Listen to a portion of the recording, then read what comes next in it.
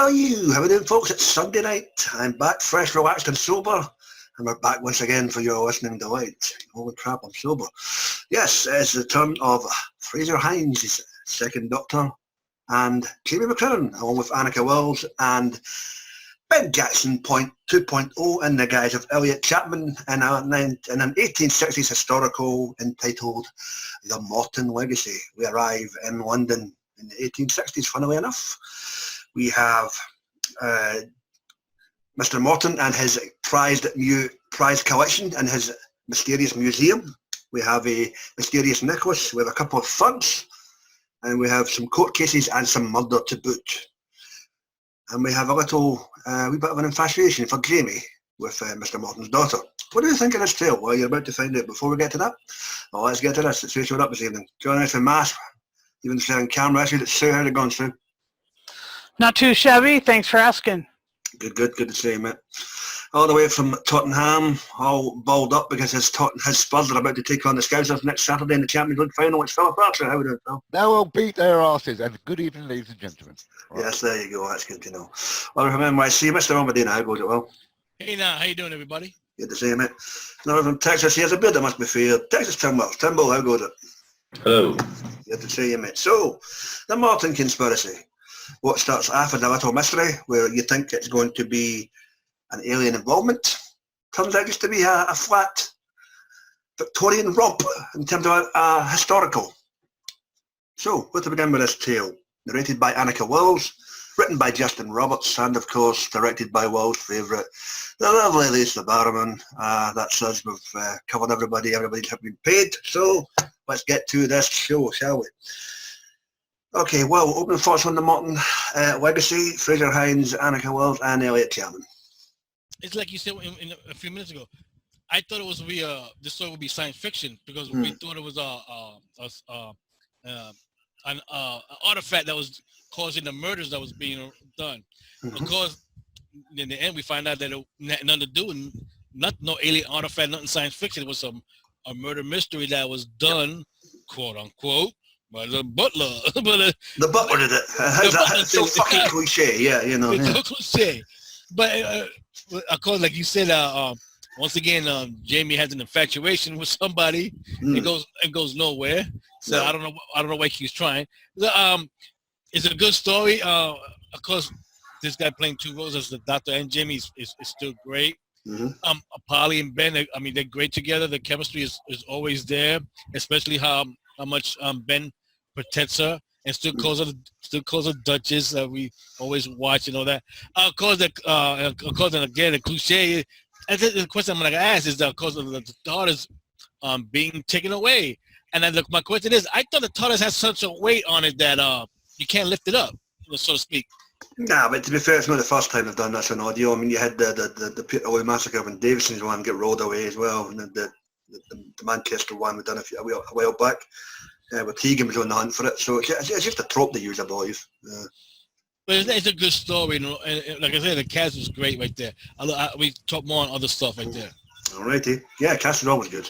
Timbo, you're normally one for historicals. How did this one sit in the ballpark? I thought it was fine, but I really think I listened to it twice this week. I thought it was just more than anything just functional. Okay, it wasn't really outstanding at all. It was fine. Everything was great. I mean, the acting, the atmosphere, the music, the direction, good, but it just kind of felt, like you said, flat. I don't know. It just kind of, you get to the end and it's like, that was it. Okay. I mean, it was a very nice story, but just very kind of bland for me, I guess. I don't know why. I mean, but I'd say the best description of it is functional. I mean, it was perfectly okay, but nothing to write home about.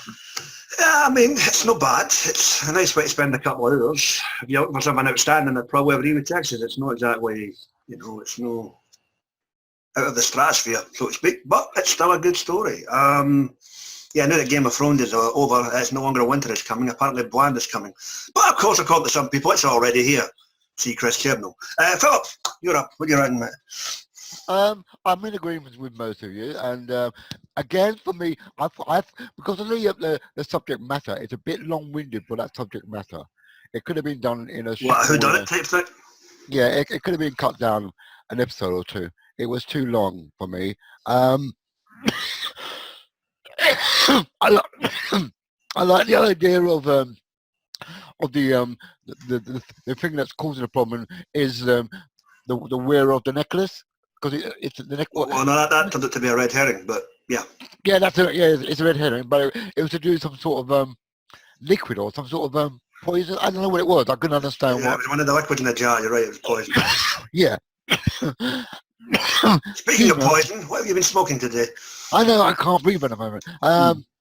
I will say, character-wise, as Will said about James Crimmon, I wish he would put his little Peter away and just, you know. No, he did not reveal his Gregator at any moment during this outing. Yeah, but that's all he ever does whenever he goes on an adventure or he meets a girl. He wants to bone them left, right, and centre. That's a bit your stereotype. My Yeah. God. You know. But I did like Josiah Morton and the daughter Gemma. I thought those two were good characters in the story. The two what do you call it? Like the two body. I call them body snatchers. That's what they remind me of. There's no Birkin here, though. The two thugs who wanted to rob. Yeah, that's what they remind me of. Birkin here, the two thieves. I like them. They were good. And then the fact that when one of them got sort of like cut down. Two of them did, but yeah. You know. Yeah, about the first one I remember. Over the story and the house itself, that being a museum of curios, that kind of remind me of Alexander Palace kind of thing, the great open fair type of thing. All right. And but otherwise, it is a bit of a flat story, as Tim said.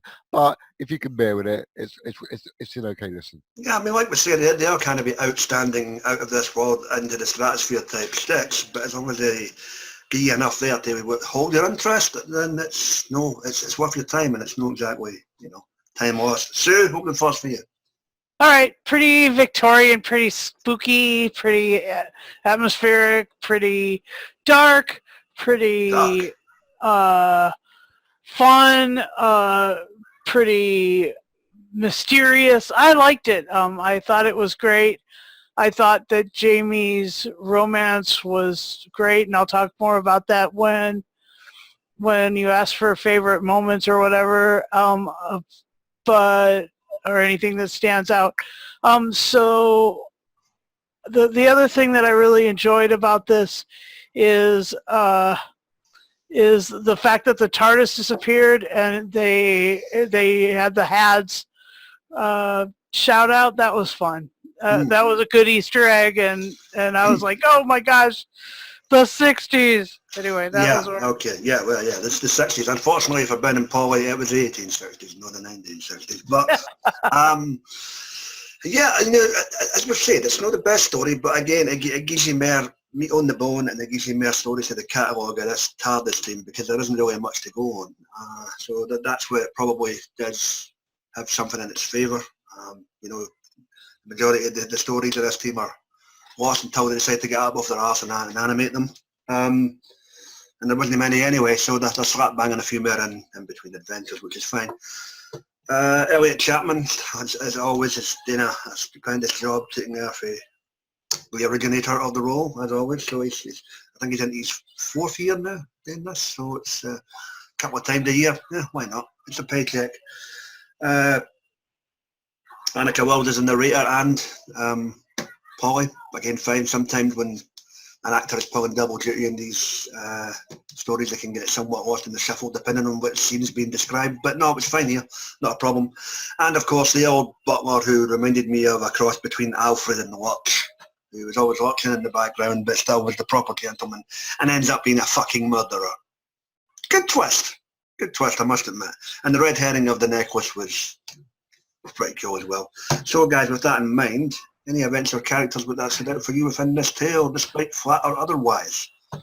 All right, Sue, get it away.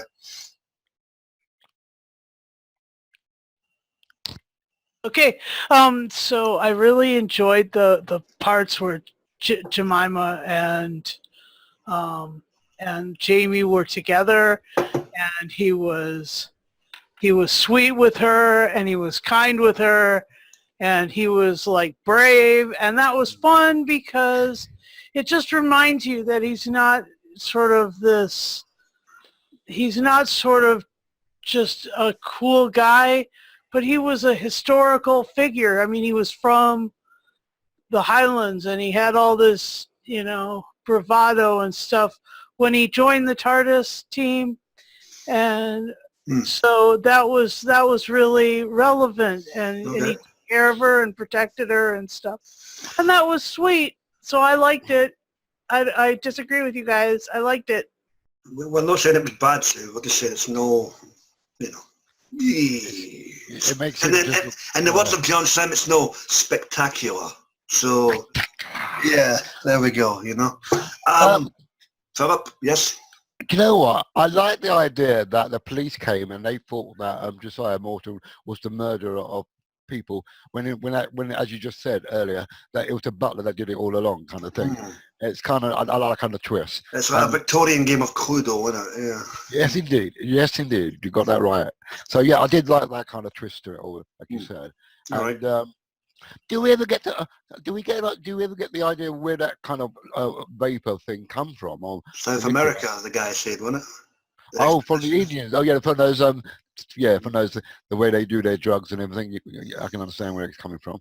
So yeah, fair enough. Well, anything for you? Like Sue said, Gemma stuck out because even though she of course she thought it herself was the cause of the murders, and of course that was not true. And of course when she talked to Jamie, and of course Jamie asked what certain words meant, she didn't look down on him that he being an idiot. She was kind enough to explain it to him. Helpful, yeah. Like, she was very helpful. She didn't look down. Even her father didn't look down on Jamie, when he asked certain questions, which is pretty unusual because some people just so like, you need to go to school and stuff like that, but not realizing that Jamie's from a different time like that. So that that stood out pretty cool. And what was unusual is Ben and Polly already, you could tell that they're ready to go home, but they don't mention like that'll be the last. They want to go home permanently, no. which we don't find out till of course the story of the Faceless Ones. So how close is this story to the Faceless One? We gotta think about it. I think it was David Selby that played Jeremiah. Who played Jeremiah? Gemma was played by Kerry Goodison. Okay. No, she's maybe been in a few times, but that's not a name that's familiar to me. Timbo, anything for you? Polly was kind of, I don't know, suddenly she's able to like break through locks and beat up guys that have kidnapped her and stuff. I don't know where that came from, but well, yeah. What the hell? That kind of stood out. As far as Jamie, what the hell you want? He's 22. I mean, obviously. So, of course. And it's a shame that she didn't even notice him. Like, I mean, they get to the end, it's just like, what are you talking about? Yeah, unfortunately for Jamie, Big Ben did not chime at 10. Boing. Yeah. So, yeah. But getting to the point that was made about Jamie and boys will be boys. I mean, I knew there was a reason he was screaming for the Piper that one time, but there we go. But no, it's not a bad story. It really isn't. You can't grumble. What? No, you can't grumble with it. It's all right. No. I mean, as we've reiterated, it's no spectacular. But the funny thing is, me hearing it starting yesterday, just hearing the first two parts, I said, "Wow, the murder mystery. How is this necklace evolving? All that because I'm believing it's the necklace." And then the third part, you're still thinking about it because the daughter thinking that she is the cause because she always slept with it every night, wearing it. So that was building up. But when you got to the fourth part, and it seemed to fall apart a wee bit, didn't it? Yeah, it was like, yeah. I think it actually fell apart the minute the two thugs broke into the house and just bopped the doctor on the head. You're like, yeah. You're like, but what can you say? It served its purpose. And with that, guys, open mic portion of the cast. Anything you want to bring up before we get this rated? And Indy can. When someone mentioned about the weight of the TARDIS and how you can pick it was always picked up every time in the classic series, on carts and all that palaver. I remember Colin Baker sort of lying this way, strapped in, and yeah, exactly, yeah. So those evil Welsh villagers, Wow, at least it wasn't. Philip's right. It was picked up in Marco Polo and dragged all the way through China. Yeah. Yeah, well, that And means then Japanese. the Daleks, remember? Yeah, that's Yes. right. Yeah, But that's right. Every place you can imagine. That And thing's picked up by a giant hand in Carnival of Monsters. Ooh, come here. you know, by a giant hand, yes. oh, and a giant clamp in the Robots of Death. Oh yeah. Well, yeah, that's a pretty fucked up bit of reasoning there, isn't it? Yeah. I guess it's not as heavy as it looks. No, Yeah, I just remember. Yeah, the unit picked it up with a helicopter. Yeah, they're the doctor. Look at that. Oh yeah, that's true. Yeah, I that's true. guess the outer shell is just nothing, you know? Yeah. Yeah. Well, it is only supposed to be a shadow Hmm, to the real thing. that's So, true. yeah. All righty. Anything else, guys? I'm a bit shocked that there's nothing extraterrestrial was involved in the story at all.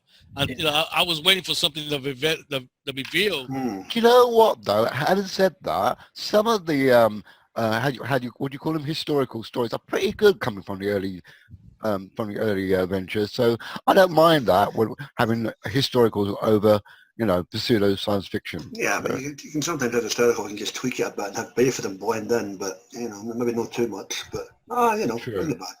Yeah, like the Night Flyers, for example, or whatever it was. The one Oh, with yeah, the the Russian witches, yeah. yeah, that was brilliant. So, Yeah. So you know. did Justin Richards write anything else for the second Doctor? He's Oh. done loads for him. He's All done right. loads. Yeah, it was Too really many. well written. Right. All righty. Well, if there's nothing else, guys. No? No, I think I'm done for now with that. Oh, well, I guess the butler did it and it wasn't a tune from it for some folk, but it was still an enjoyable listen. It's that time again. For us to wish everybody a safe and happy Memorial Day weekend. And also, can I say, join anybody in saying sad farewells to what's his name, Stephen Thorne, yes. Yeah. Thorne, oh Yeah. my gosh. Yes, the headless one shuffled off the mortal coil this evening, or yesterday, as the case may be. Yeah. So, Yeah, Mega. to the folks in the States, yep, enjoy your Memorial Day weekend and remember all those yada yada, and condolences to the family of Stephen Thorne. And road trip to Aldeborn to see the demons again. Ooh. Okay, well, you enjoy that, dearie. Wait, says it. Is that, no, we have done that, but fuck's sake, I should put off. Hang on. Ooh, big bang, bum. Philip, it is the early adventures. Season 5. William. Yes. Story number 1. Isn't it? Hold on, and don't forget. What? Love my country. Oh, God. Yeah, we're still got another 10 days here, Phil, so just hold your jets. Okay, go on. Okay, the Morton Legacy. Philip, would you get us out of 10, buddy? You know what? It's not about. It's a bit padded and a bit long-winded for me, but I'm going to give it a generous 7.5. That's generous, yeah, I'll give you that. Texas, what's the year, mate? I'll give it an 8.5. There's nothing wrong with it. It's just kind of meh. Meh, yeah. Okay, well, what's the number from NYC? I'm going to give it an 8 out of 10. It's a good story. Of course, the revelation was pretty surprising. Didn't expect it at all, so that stands out. So I give it an 8. Mm-hmm. Sue, what say you? I'll give it 8 red herring gemstone necklaces out of 10.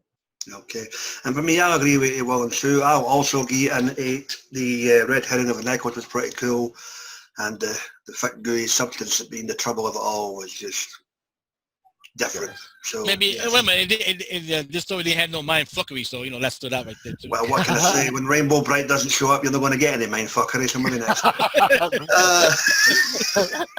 Rainbow Bright. Yeah, shout out to everybody, Jake. Maybe we'll see you next time, mate. So, yeah. With that done, dusted, and finito and in the can, it just leaves us to divulge what we'll be tackling in 2 weeks' time. I'm going to start getting these put up, man. I've got about 20 backlog, man. I just can't get in double. Oh my God! You need a secretary. You're a lazy bum, man. I know. I might just start putting 3 up a week starting in June. Just do it until I'm caught up. So, Phil, it's the turn of Tim Creel on next week, a.k.a. the Third Doctor version 2.0. What are we doing? We're doing the 6th instalment of the Third Doctor box set, and it's called. Oh, is it the 5th? Sorry, my apology. The 5th instalment, and we have the added enjoyment of having Liz Shaw join Joe Grant with the Third Doctor in the Primoids. Yes. Or Carol more. and Whichever John way you and say the it. Beavers, his daughter, assumed the role. So we'll. Oh, Daisy Ashbrook. Yes. Ashfield, or whatever her name is. So Yeah. that's Daphne Ashbrook. You're getting people mixed up. I know, I'm getting For mixed up. fuck's sake, seriously, man. Can't Daisy, take you anywhere. it's Daisy Ridley, isn't it? Daisy Ridley, there you go again. Different franchise, Phil. But there you go. Oh, Anyway, I don't know. before he goes completely after rails, please check out our buddies in the wonderful wacky world of the YouTube. You've got the guys and dolls that geeks assembled with their TV, audio heads, and movie reviews. You've got Dr. Freedom and his news broadcast, and his Omega Files. You know, the adventures of Dr. Freedom and Eric, with our buddies who are normally online, Mike Shannon, Johnny Blues, Sammy Carter, whatever are online, like, share, comment, subscribe, thumbs up, thumbs down. I'm getting the hell on out of here. It's a holiday Monday for some, but I've got to go to work. Fuck. Not to worry.